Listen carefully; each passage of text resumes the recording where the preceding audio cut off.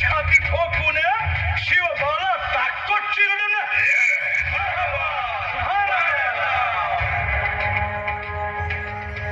कौतिक झालं दरबाराचे. खान निघाला मोठ्या दुर्मीत.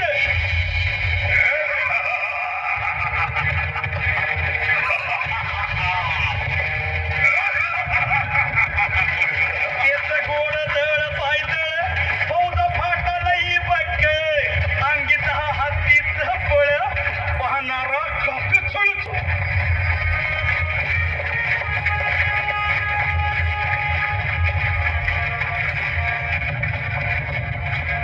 वाटे फेडेल त्याला शिर्डी. सेना निघाली. हवा लुटली. देवळा उद्ध्वस्त केली. आया बहिणींची आबरू लुटली. कोण रोखणार हे वादळ.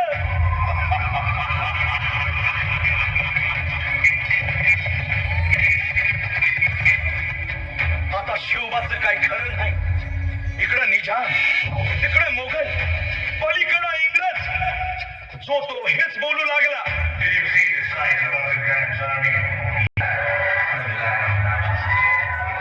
सेना मुठभर खानाला कसा ठोपणार. काय लढवावा हुन्नर. चिंतेत पंत सरदार.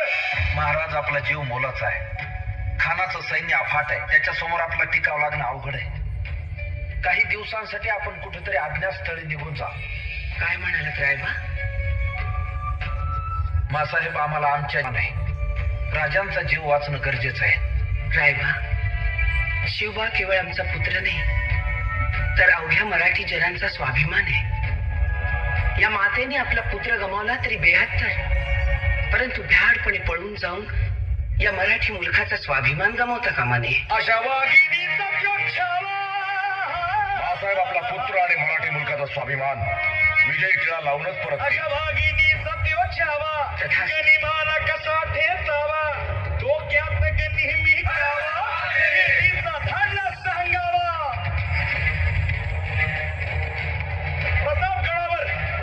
प्रतापगडावर आमने सामने भेटीचा सांगावा. खानाने हसत हसत कबूल केला.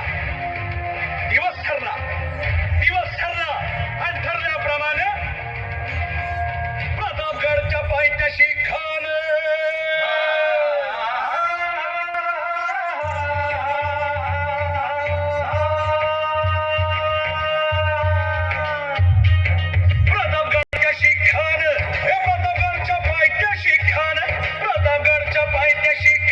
आला बेगुमाने नाही त्याला जाण. शिवाजी राजाच्या करामतीची.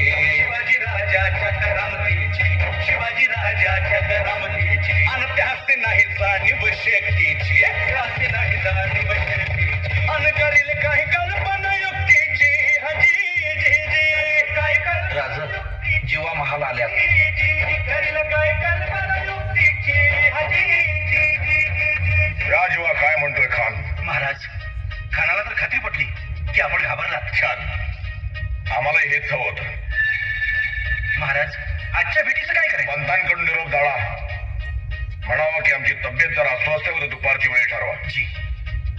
त्याला वाटू दे की भीतीपोटी आम्ही त्याला भेटायचं टाळतोय. खानाच्या भेटीसाठी महाराजांना एक शानदार शामियाना उभारला होता. भेटीसाठी छान उभारला. नक्षीदार शामियान्याला. आणि अशा शामियान्यात खान दौलत